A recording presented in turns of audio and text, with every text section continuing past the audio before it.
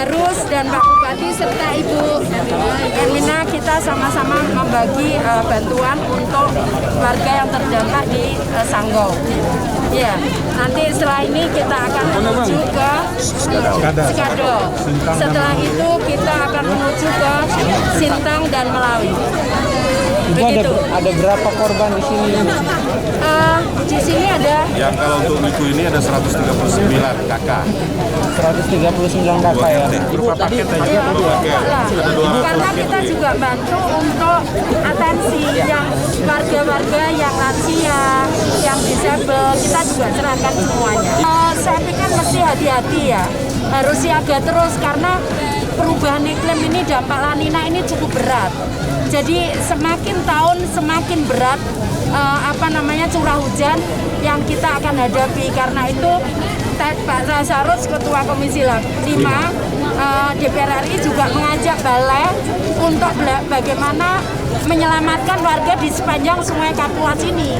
Karena kalau tidak, semakin lama semakin berat begitu.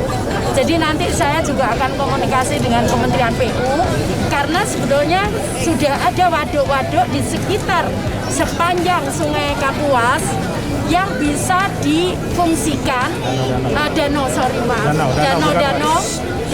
yang bisa difungsikan untuk penampungan air kalau curah hujan tinggi sehingga tidak melimpas ke warga gitu. Jadi Kapuas tidak melimpas, jadi ditempatkan di danau-danau tadi. Kita kebetulan nggak punya balai di sini, kita punyanya di Kalimantan Selatan. Kita ada, tapi mungkin kita bisa siapkan untuk tabungan kalau nanti saya akan bicara dengan Pak Bupati untuk mereka kalau sewaktu-waktu air naik maka mereka harus kemana begitu.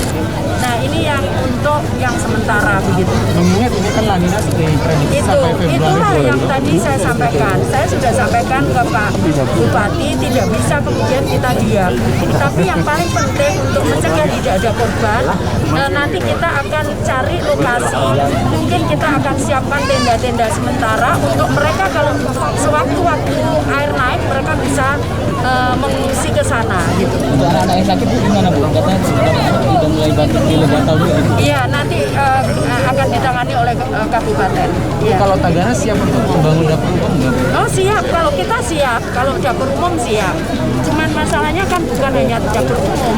Masalahnya kalau tiba-tiba air datang, tiba-tiba itu yang harus kita pikirkan supaya tidak ada korban begitu. Kalau dapur umum kita siap sekali. Ya, tadi ada di sekolahan itu mungkin bisa dipakai.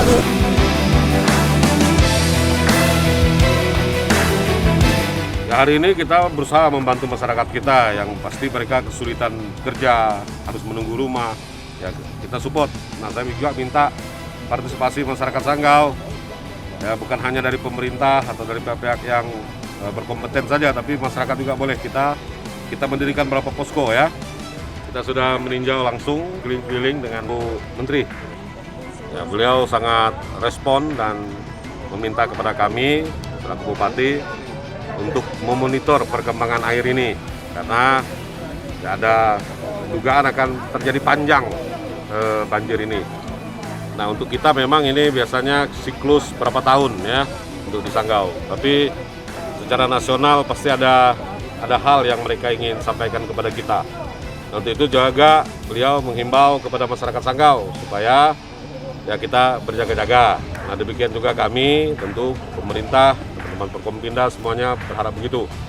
Yang utamakan sehat, nanti kita juga cek ya sejauh mana perkembangan air, kita harus siap juga dengan posko supaya apabila perlu ada yang mengungsi, kita sudah punya tempat ya. Ini kita terdampak di 6 kecamatan. Nah, lalu kalau nanti air banjir ini terus, kita akan siapkan juga bagaimana untuk tempat pengungsian. Nah, kalau kita untuk evakuasi, ya pasti banyak lagi kita harus bicara soal makan minumnya dan seterusnya. Tapi kita doakan supaya air naik terus. Nah, yang ke depan yang justru menjadi tantangan adalah ketika tanaman masyarakat kita puso, terutama ladangnya, sawahnya, ya.